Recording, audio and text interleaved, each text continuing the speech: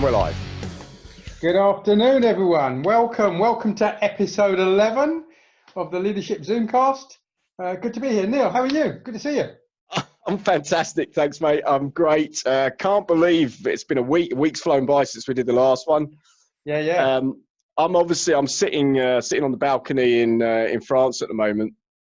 But what I think's amusing actually is, and we're not using backgrounds today because trying to get the backgrounds working with the different scenery doesn't seem to work too well. So we thought we'd try it without backgrounds.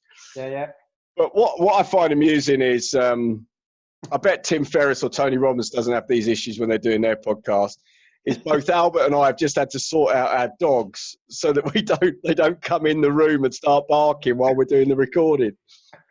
Neil's good lady has taken the dogs out for a walk to get them out of the way.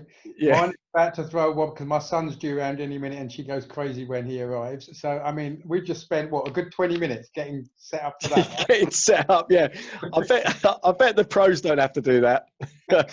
Meanwhile, Neil's looking very relaxed in a polo shirt. I'm about to go out the door, so I'm all dressed up, looking a little bit cute.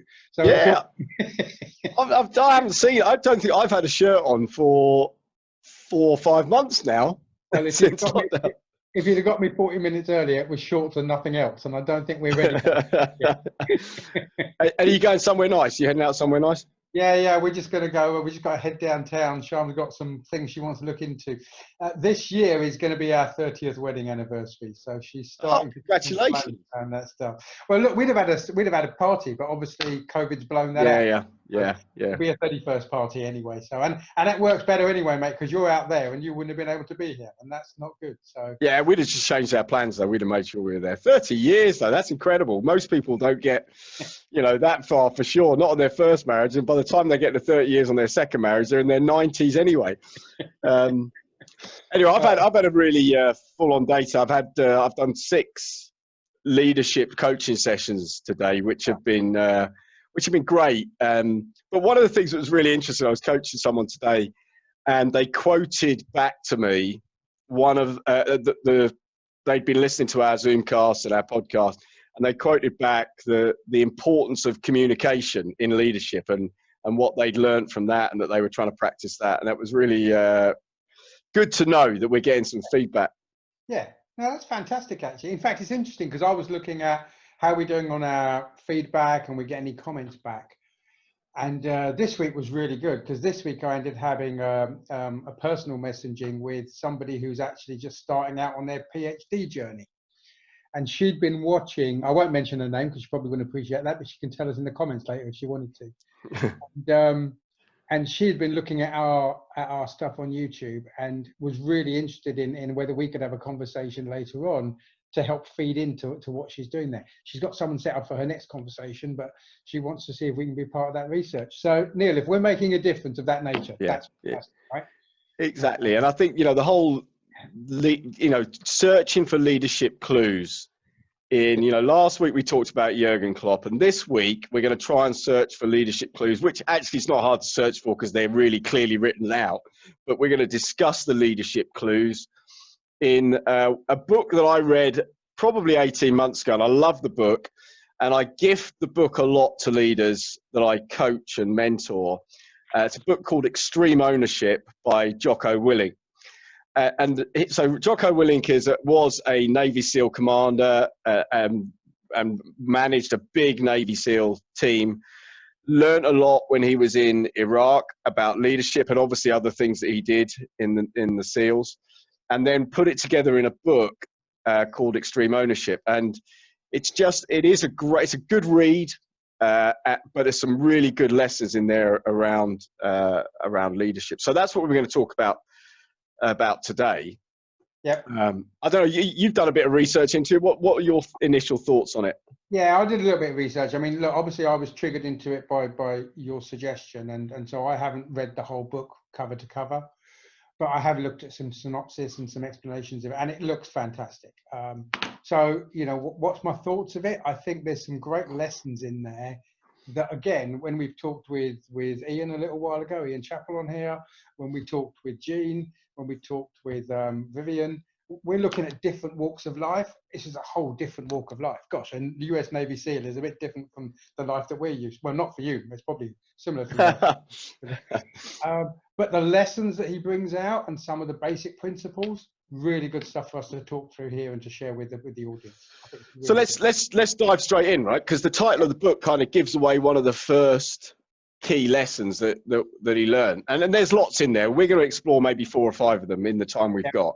Yeah. But the book's called Extreme Ownership, and in Jocko's TED Talk, which I'll put a link to in the notes at the bottom, he tells a story about an operation in Iraq that didn't go well, and he was summoned to the command, to the generals, the colonels, whoever, to talk through what hadn't gone well. And they wanted to know who was at fault and who was to blame. Yeah. And he spent a long time thinking about it. And he stood in front of them and he said, and they said, "Who's to blame for this not happening?" He said, "I am." "Who's to blame for this not happening?" He said, "I am." "Who's to blame for this not happening?" He said, "I am." He said, "I'm the leader of the team. I'm responsible." And he calls it extreme ownership. It's about owning what your team do, being responsible for what your team do, good or bad. As the leader, you're the one who makes the decisions. You're the one who chooses the team. You're the one who trains. So it's all about you. And I thought, what a great message. How many leaders could do with understanding that? I don't know. What do you think when you saw that? Look, we've seen that as well, right? In the things we've been through, we've seen where leaders would stand up and say, "Yeah, that was me." You'd see them stand up and say it was me when they didn't believe it was them and it was obvious, or you've seen them where they genuinely took it on board. So I think as a principle and as a message, it's absolutely right. And I think the key thing about that for me is acknowledging the fact that we all make mistakes, right? But if you own the overall mission for what the team is out to deliver, then why wouldn't you take accountability for the fact that it didn't succeed? And be open about that, right? Yeah. I think until you're open about it, you're not going to address what actually caused it to go wrong. If you want to start pointing fingers around the table, well, you're not going to be pointing in the right place, which is going to examine what happened, right? Actually, pointing fingers is a really interesting one, because what do they say when you're pointing a finger? There's 3 fingers pointing at you. Exactly right. And I love this whole concept, because it's difficult to do that as a leader, you know. And I see it in small businesses I work with, large corporates I work with, is when something doesn't go right, there's a blame feeling comes out. You know, they didn't do this right. What, you know, the salesman made the wrong decision. The salesman made the wrong call. The salesman, or you know, the delivery person made the wrong decision, or wasn't there soon enough, or whatever it might be. Yeah. So they explain away the problem by looking at fault within the team. Yeah. Yeah. I tell you what was really good in the Jocko story is, I think he said it when he stood up in front of his commanders with a belief that he'd be taken out, with a belief that he would be taken down because he failed. And instead, he got absolute respect from them that said, "Right, you're taking it on board. What's your fix?" And that's the important thing he talks of, right? He says, acknowledge that you've got failures, understand what they are, and work out a plan on how you're going to address what went wrong. Because whatever the failures were, it was your failures because you lead the team. Yeah, and I think that it's not, it's leading the team, it's setting up the team. It's, you know, you built the plan, you hired the people to deliver the plan, you trained the team and got the number of resources you need to deliver the plan. So you know, so all of it is down to the leader to make sure that all of the things are in place. So how can you develop a fix if something doesn't go right? Then I guess, well, what do you think? How can you develop a fix if things don't go right? Well, first of all, you have to be honest about what went wrong, right? And if you're not going to be honest about that, then you're never going to get to that fix. So if you're open about the fact that something, and I just want to come back to what you said there, right? You're leading the team. What I would say, guys who are listening to this is not about someone just being courageous or being gracious. Oh yeah, Yes, it was me. No, you have to believe it. You have to believe it was you. Because did you hire the wrong people? Or did you not train the people properly? Or did you not give them the right tools to do the job? If it didn't happen, it's probably because you didn't make the decisions. Look, it can go the other way. It could be a huge success. Who gets the glory, right? So you share that glory with your team, and you shouldn't take it all yourself. You share it with your team. I think Jocko says, if it goes well, I give them all the glory and say it wasn't me. But come on, you have to be fair. Personal view, you have to be fair in that. But you have to share with the fact your team executed it. You didn't do it all. Yeah. So I think that's really important. This is not just about somebody trying to sound good. It's about honestly believing it. And you need to believe. And it isn't easy. And I'd have to say I've been guilty of blaming people in my team when things haven't gone right. I've been guilty. No. Really? Or blaming my boss, of course, that would be the other thing as well. Because he didn't give me the right resources. He didn't give me the right people. He didn't. But actually, that's an interesting point there, right? So, is it your boss's fault that he didn't give you, or didn't you make a good enough case to get them? You know, did you not make a good enough case? Did you not explain to him why it was important enough? Because I don't believe your boss came to work to do a bad job today. Yeah. Now that's a good point as well, Neil, because he makes that. He talks about that in the book as well.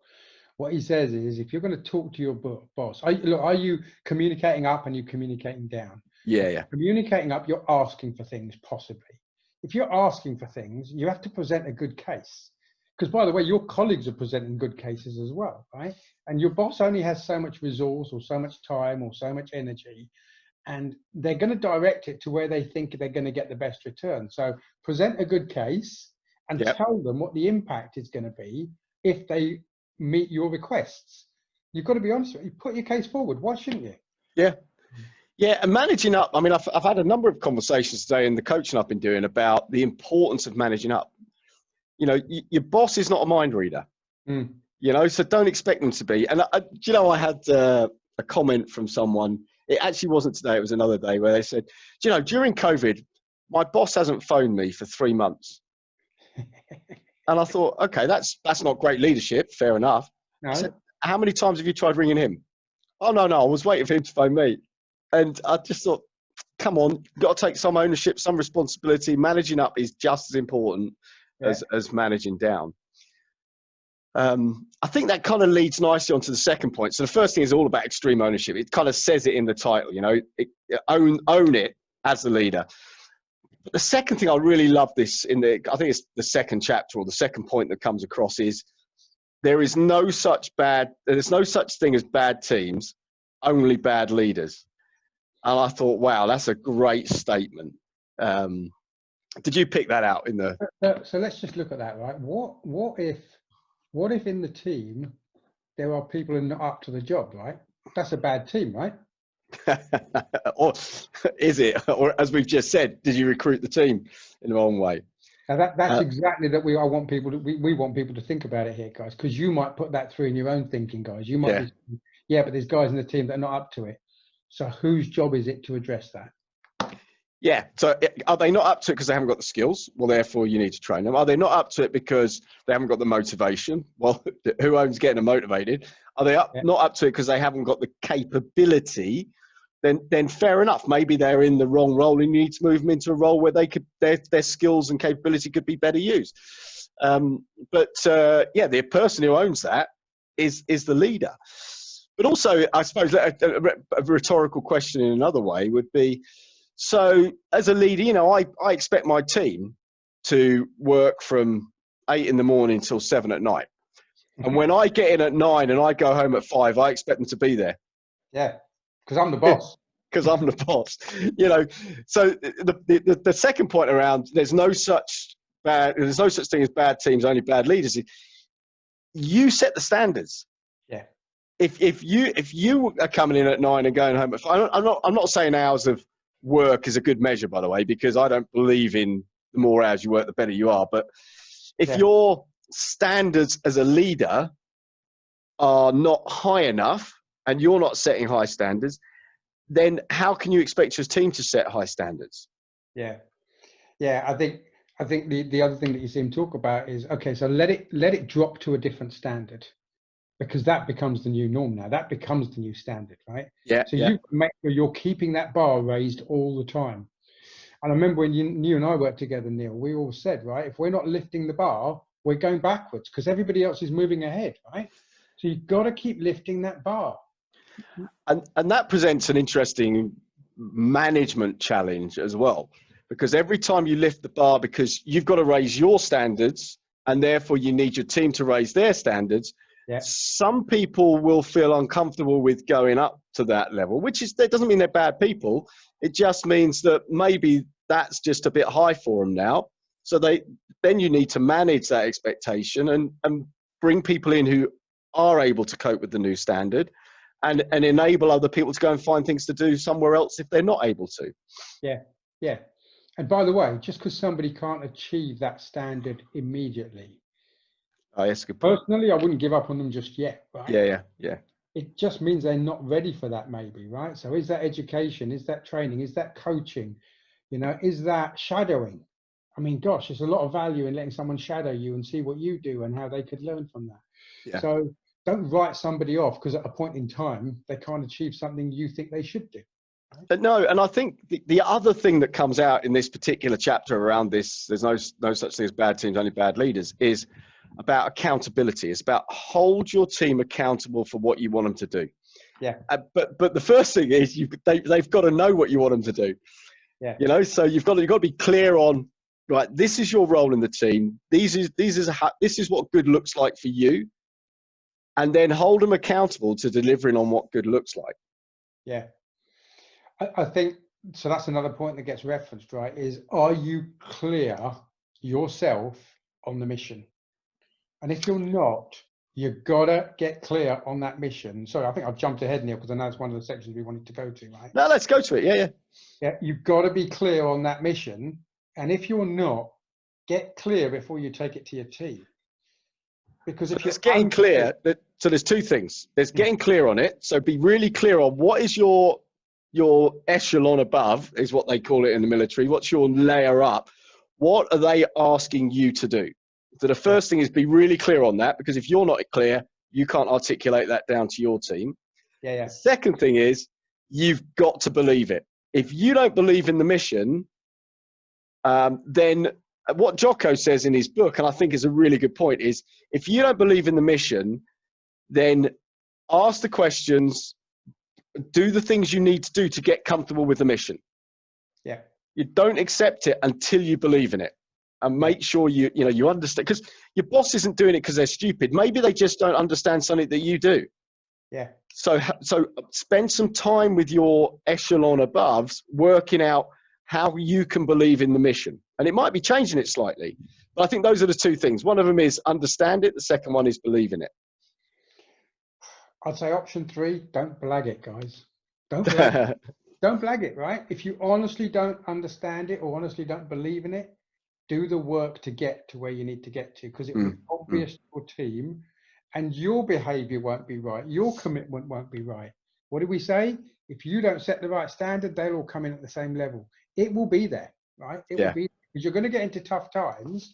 And in those tough times, that's not the time to question whether we should have gone into this mission or not, right? That should have been done at the start before you headed off. Right? Yeah, and if you don't believe it, you can't inspire people to deliver on it. You can't ask them to deliver on it. So I think so that brings us really nicely back to the point on there's no such thing as bad teams, only bad leaders. And one of the things Jocko talks about in his book, which I absolutely love, is don't allow any infighting in your team. You know, it doesn't matter. Yeah, and we've all seen it. We've all seen people in the team bitching about another team member because he's not pulling his weight, or I do more than him, or he's not doing as many sales calls as me. You've got to, as a leader, you've got to suppress that infighting and stop that. I mean, how have you dealt with that in the past? Yeah, it's a good point actually, because as you say, we have all seen it, right? And it's normally in times of crisis, right? It's in times of crisis when people are looking for someone to blame. Mm-hmm. I think I've got 2 angles on that. One of them is with the actual person that might raise the issue. I think I'd rather have a one-to-one with that person to understand what you're thinking, what's triggered you to act that way or say those words or behave that way, because it could be toxic for the team. Having had that conversation and got beyond that, I think you need to put it in front of the team. I think you need to say, look, we've got potentially an issue here. in the chemistry of the team, guys, let's talk it out, let's work it out, but let's not hide it. So I think Actually, that's coming. And how's that gone in the past when you've had to do that? And because that's a difficult conversation to have, to get almost banging children's heads together. Yeah. We've got a problem. We've got some chemistry that's not working in the team. Yeah. How do you manage that? I think I've had examples where it's worked, where everybody's gone, yeah, you're right, blah, blah, blah, and we fixed it, right? But I think it's also been, maybe you've got to come back round, because maybe it's not going to happen now, right? Energies are at a high level, tempers might be at a high level, maybe you've got to walk away from this. I mean, it could be as much as walking away as having a coffee break, but it could be as much as walking away or coming back a different day, right? But I think you're right, though. In my experience of having to facilitate it in teams, so I haven't experienced it really in a team that I was leading, but when I've had to facilitate it in teams, what I've found works really well, and actually Jocko does talk about this, is that common purpose, common enemy. If you can find that focus that everyone is energized around, it kind of stops the infighting, because the infighting doesn't help. It doesn't move things forward. It doesn't, and I've been guilty of, I wasn't the best team player in the world as a sales leader. Our sales is doing fine. It's delivery's problem, or it's always offering's problem because they're never delivering enough for sales to sell. But but that doesn't help. It doesn't help, because if you haven't got delivering, or the products aren't coming out of the factory in the right way, then sales can't succeed. If sales aren't selling, then stuff's coming out of the factory, and it's not going anywhere.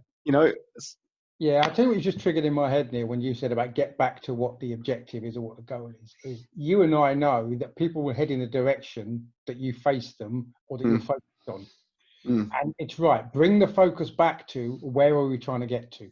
Don't bring the focus back to, I think you and I have also said before, right? If you give something time and focus, it gives it energy. If you give it energy, you let it grow, right? Right, so if you've got a situation that might be going toxic, starve it. You've got to deal with it, but then starve it. Don't spend too much time on it. And actually, we talked about this and kind of having difficult conversations and stuff. It is a bit like toxic's a good word, or an illness. It expands and spread if it's not dealt with quickly. Yeah. So the infighting, leaders have got to deal with it quickly, like we talked about a few minutes ago, which is around standards. Set the standards and values, and one of the standards is we support each other. If there's a problem, let's get in a room and let's punch it out in the room if we have to. Yeah. But let's make sure we get it done, get it moved on, and we're focused on the objective. Yeah, absolutely. It's interesting, by the way, just one more on that, right? I can't remember whether it's in Jocko's words or not, but something that I have seen recently, it may have been with Jocko's, is about also be careful that the team are not looking at another department and blaming another department. It might not even be under your control, but it might be, well, look, it's not us in this area, it's those guys over there, and now we're going to have a bleat about those guys over there, right? Only handle what's in your view of influence and control.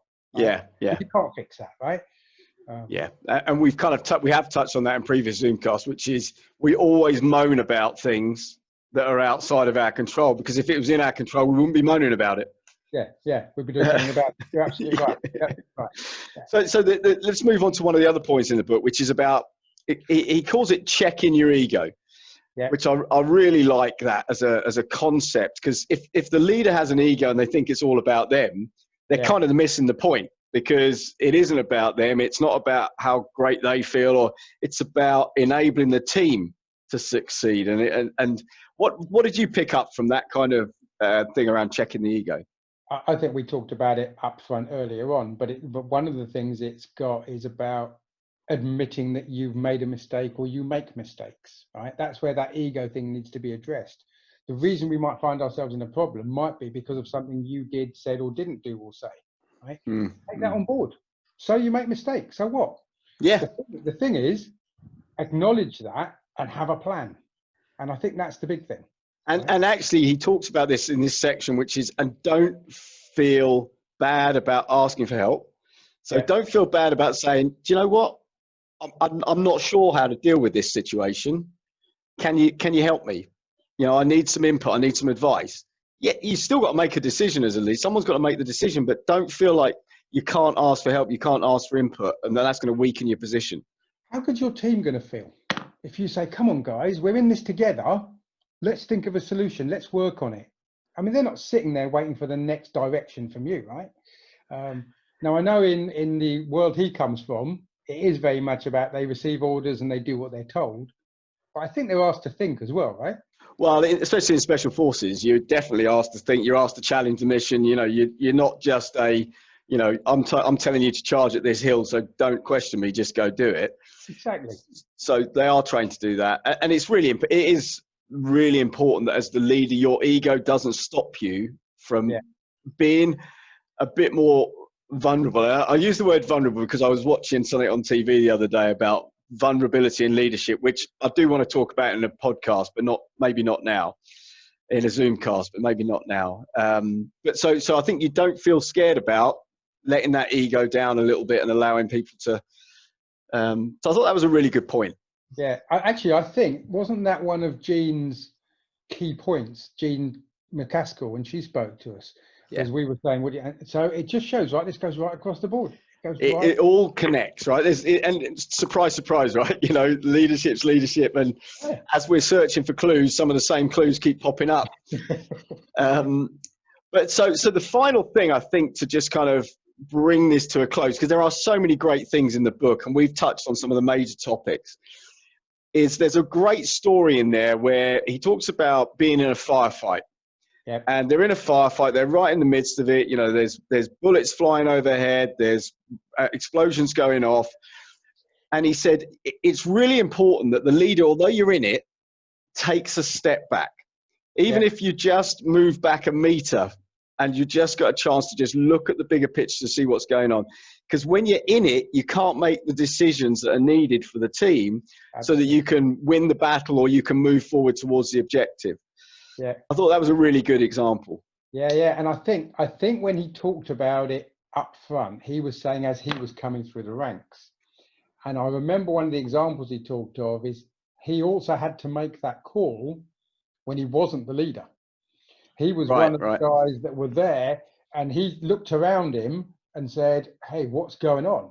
Interesting when he described it, by the way. He was talking in seconds and minutes, right? When he described it, I thought he was talking about having a quarterly review. Seconds and minutes, there's things happening, right? And he said he stood back, and the leader was in with the rest of the guys, but he stood back and went, whoa, hang on. And he made the call, right? And everybody went with him.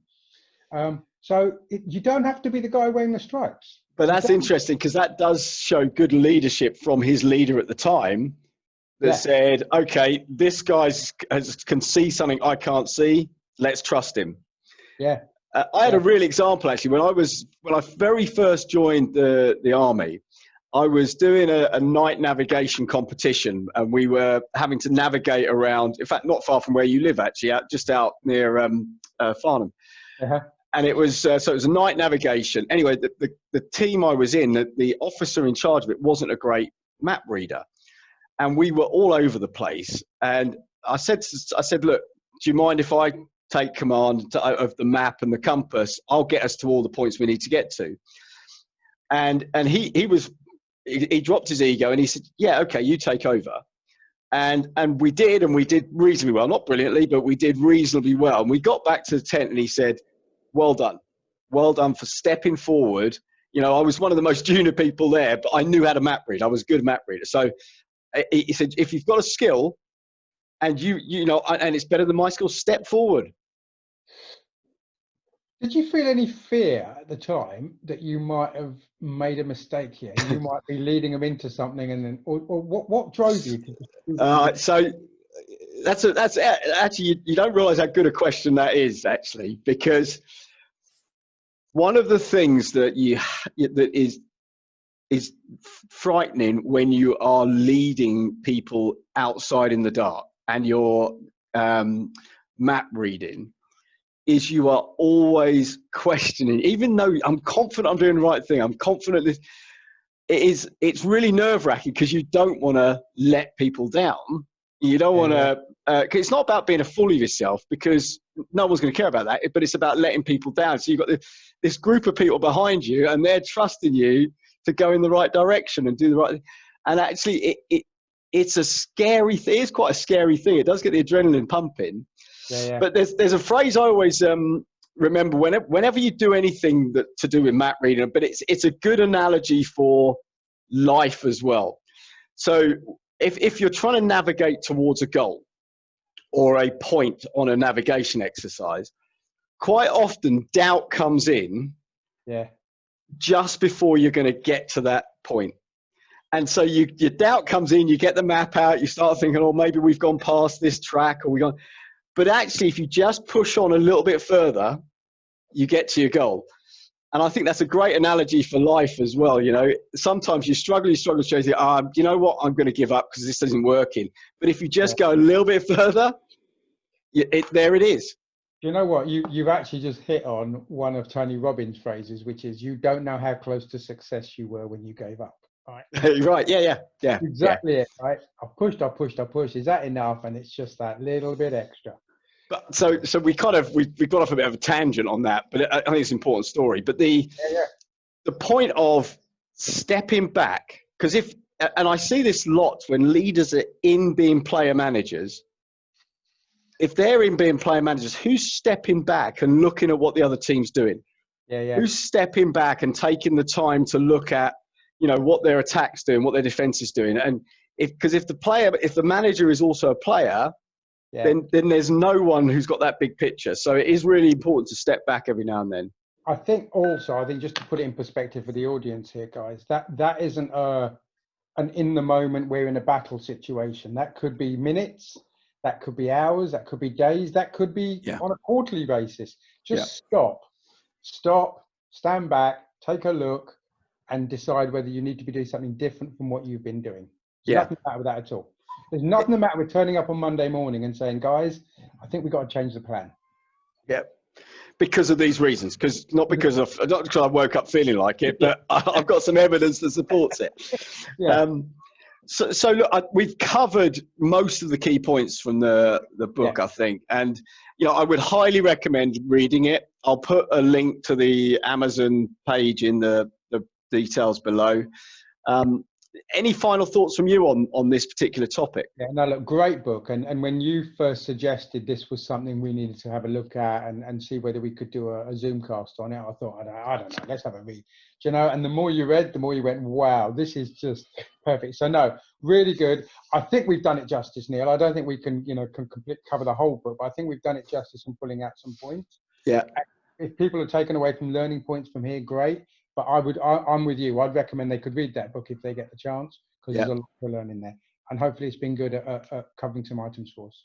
Yeah, and the TED Talk's great as well, which I'll put a link to. I've really enjoyed talking about this, actually, because it covers so many broad topics as well. So don't know what we're going to do next week. We'll see what takes a fancy as we move into the week. Yeah.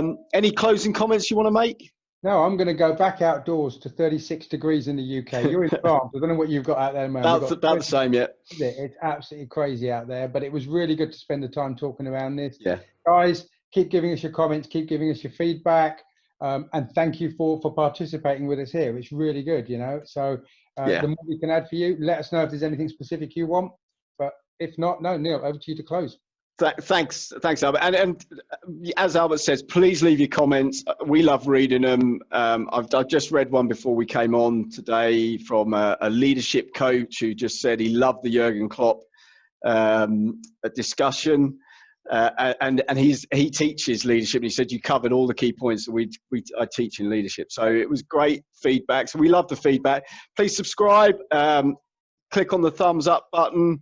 And keep your eyes open for exciting news around the leadership detectives, which I think we'll probably work on over the next month or so as well. Absolutely. Anyway, have a great week, everyone, and happy leading. Thanks, guys. Cheers. Bye-bye. Bye.